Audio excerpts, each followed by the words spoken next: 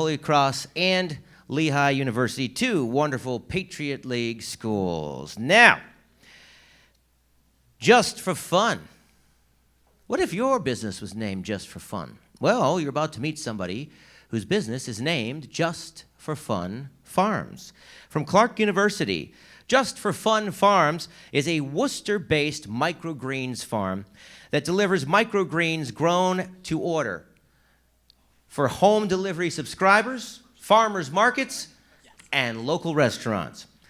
Please welcome, from Clark University, the founder of Just for Fun Farms, Owen Chase. Hello, everyone. Thank you. Hello, everyone. Hello, judges. My name is Owen Chase, and I'm the founder and operator of Just for Fun Farms, a microgreens farm where I grow microgreens from sweet to spicy, meeting your nutritional needs. Ever since the summer of 2019, I've been working in urban agriculture, and this first job sparked a passion in me for growing food and feeding the community. When I came to Clark University, I wanted to take this passion with me. I discovered microgreens, a young, nutrient-dense vegetable that could be grown year-round indoors.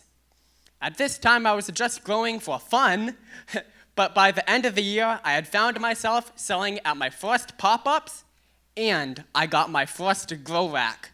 So far this year, I've made my first sales to other businesses, and I started my microgreen home delivery subscription service where people could have microgreens delivered to them every week.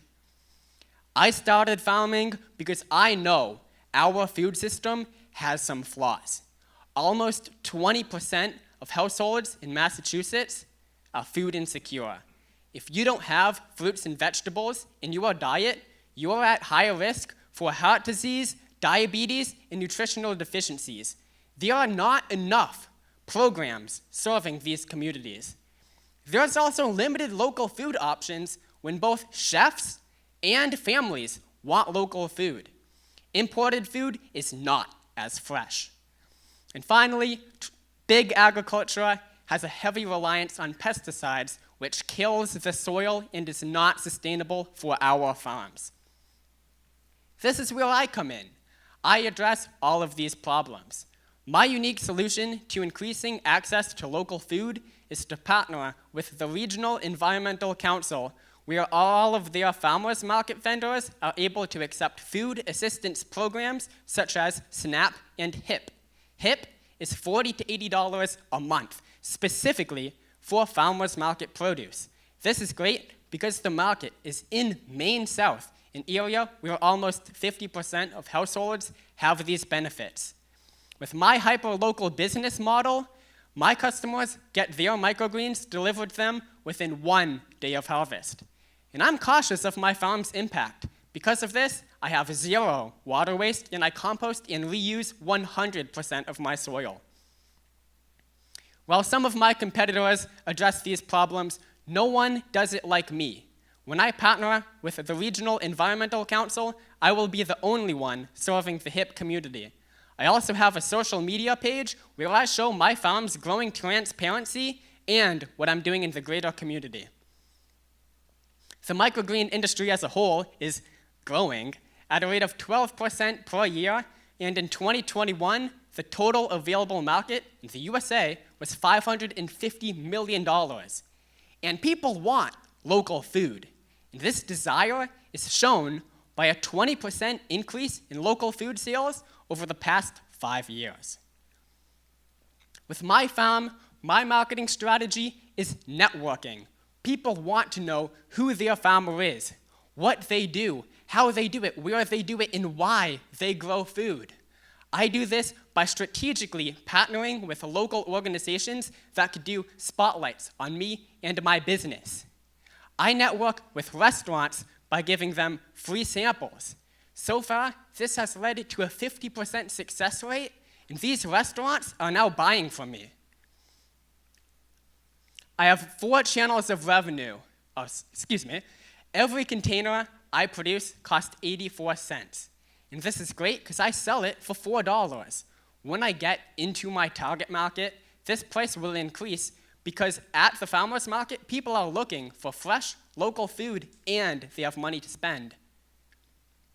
I have 4 channels of revenue: containers direct to consumer, live trays to restaurants, my subscription model, and I sell grow kits. With your investment, I will build upon the channels with the highest percent profit, going from $200 to over $3,000 in monthly revenue. To do this, I'm asking for $3,500. This goes across 5 different things. One is the vendor's fee to get me into University and Beaverbrook Park. This lasts from June to October. For this market, I need a tent display, and because I'm selling food, I need my stand to look professional, attractive, and clean. Everyone knows with bulk materials, the more you buy, the cheaper you get it. Buying my materials for the season in bulk decreased my cost of goods sold by 33%. And to accommodate the higher demand I will have, I need 2 more grow racks, bringing my weekly revenue potential to $900 more. And what's all of this good for if I don't have a branding kit with a label maker that I could use to stamp my label and my brand on my products? I want people to talk about my business when they buy my microgreens. With your investment, my projected revenue for 2024 is $22,000. Not only will I increase my containers sold at the farmers market, I will be introduced to chefs and potential subscribers who could buy my produce throughout the year. Right after the market, I'm jumping straight into my peak selling season for restaurants and subscriptions. During the winter, the quality of produce tanks, while my microgreens stay consistent because they are weather independent. I'm a year-round business. Thank you so much for listening to my presentation, and I encourage the audience to scan the QR code and follow the farm on social media to see how it's done in Worcester. Shout out to my mentor, Jack Levine. Thank you so much. Owen Chase from Clark University, the founder of Just for Fun Farms. Sharks, what do you have to say? So, are you growing other crops besides the microgreens? So microgreens, I currently have 8 varieties. You could have a microgreen version of many different crops. They are just the young sprouts, and because they're harvested young, their nutrients is compacted and concentrated in that small sprout. What's your to market? Do you pick them and take them the same day? I mean, because they don't last long. These, You know, my one of my microgreens favorites. last up to 2 weeks when they're refrigerated. At the market, I harvest them the day of, and to restaurants, I can deliver them live trays. So I give them the live product, and they harvest it as they need it. And do they return the trays to you then? Yes, So to trade they the trays return back? and clean the trays, which saves me time on labor. Okay. So a couple things. I think number one, I love the concept. I'm one of the owners of one of the largest medical marijuana grow factories in Maryland, and they were orchid farmers that actually made the jump. And I just see a tremendous potential in this. I guess I have a couple questions though. So if we can go back to the slide that it was that you kind of compare and contrast versus your potential competitors. Yep. So, you have a relatively nascent business, right? A small business, which is absolutely okay.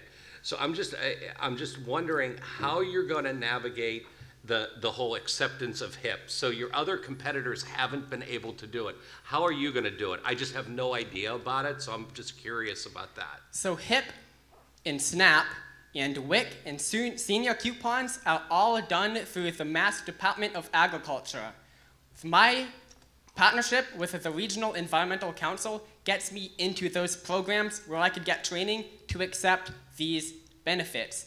At the market, if I were to have an issue with accepting it through my own device, the REC is able to take that purchase and reimburse me later. So why aren't the other three competitors there able to do that? Just educate me. Just haven't taken the step. I'm ready for this. I'm passionate about growing food, and I know that there's a need for growing food and fresh food in my community. And also, Jonathan Sprouts is not local. Global Okay. Greens Worcester and Worcester Hills Farm are my local competitors. Okay. How many restaurants are you currently in? I currently sell to two businesses. One of them is Woo Juice, and I also sell to Wooden Bar. And how quickly can you scale? How much do you, what's your growth? My currently max potential is 20 trays per week with my one grow rack. If I get 2 more grow racks, I could grow up to 60 trays a week. And this takes 8 hours in labor, which I could even hire people to work for me so I could spend more time networking and building relationships. Where are you actually growing them? I grow them, so here, let me show you my rack system. Middle and the top. I'm currently growing them out of my dorm room. As I expand in the summer, I'm going back home, and in the spare bedroom, I will have a 2x6 square foot space with my 3 racks. That's I grew fantastic. something completely different in college, but I commend you. Thank you.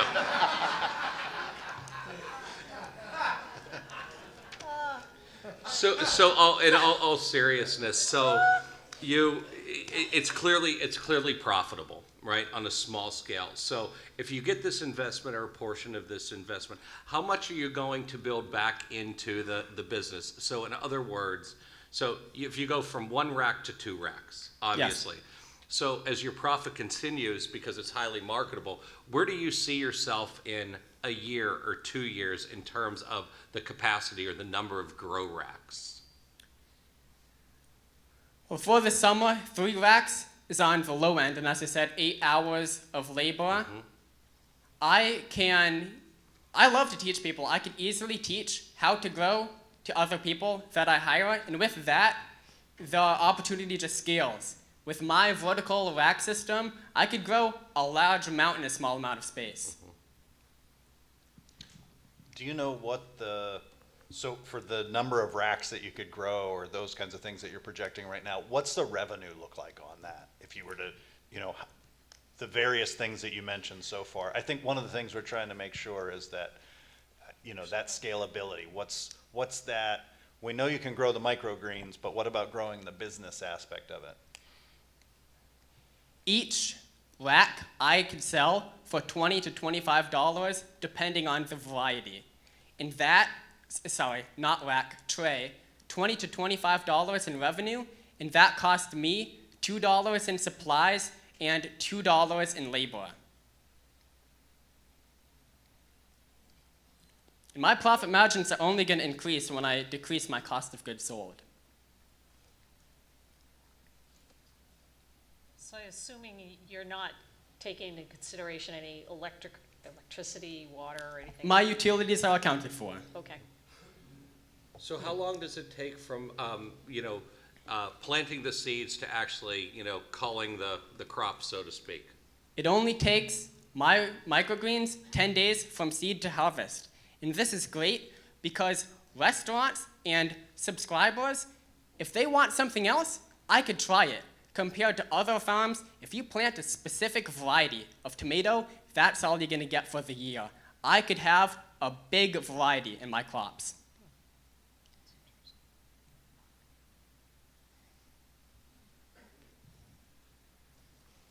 All right. I think, Anything else? Any other questions for Owen? I think I'm done. No, I Before think you- that last point was really interesting because I know seed growers have to plan the year in advance which seeds they're going to grow. And then if they're wrong about what thing is popular or being used, that's a really big problem for them. So that's a really interesting point. And if for some reason you can't sell, you can scale back really quickly. Right. Okay. Okay. That's not a bad idea.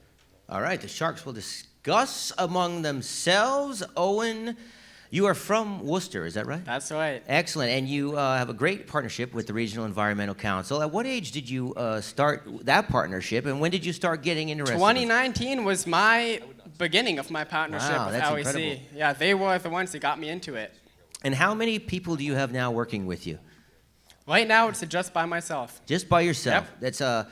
That's incredible the way that you've grown this business so far. And I think the ask was for $3,500. That's right. And the Sharks are thinking about the scalability of this and the idea that at some point it probably is going to have to move out of the dorm room at Clark University. I can't imagine that's a permanent location, right? That's right. It is moving out of the dorm room this summer. All right.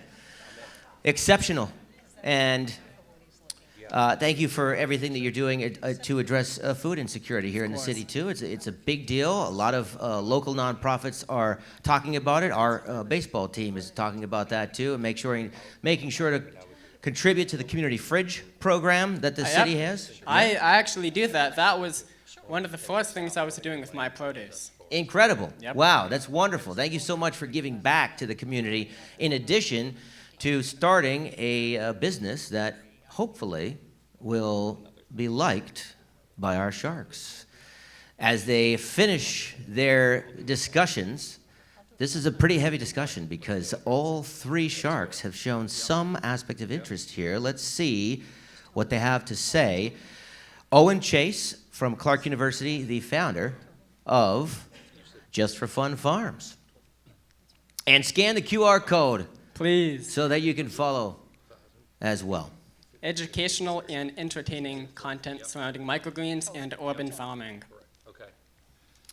All right, so obviously I was very impressed, and you were the only person who actually reached out to me and took the time on LinkedIn, so you actually came in at a very, very high position. Thank you. That did not sway the voting, nor did, selling or growing things in your dorm room. You didn't mention that earlier, so did. No, I was only joking. I really loved your presentation. I think we all did. I'm speaking for the rest of the Sharks now, and you really need to be commended for that and rewarded for that. So collectively, we are going in for $3,000. I'm going to do 1,000. Brian's doing 1,500. Margaret's doing 500. So congratulations. Awesome. And we are looking forward to seeing how this business grows. Thank you. $3,000 for Owen Chase. Very nice presentation. Thank you so much, Owen, the founder of Just for Fun Farms, microgreens delivered to your home. Now, we change the direction we're going and start talking about not food insecurities, but potentially financial insecurities. Financial literacy is a big, big issue right now in our society, and right now we're about to meet an entrepreneur that has a one-stop shop for high schoolers who are looking to judge the cost benefits of college. It is a platform to help guide high schoolers in a cost-benefit analysis of their college decisions that will simplify their student loan journey. Please welcome from WPI, the founder of CROI, C-R-O-I, Nick Granda. Hello, everyone, and hello, Sharks. So my company, CROI, is a platform that helps high schoolers with the financial aspects of the college process. So 4 years ago, when I was making my own college decision,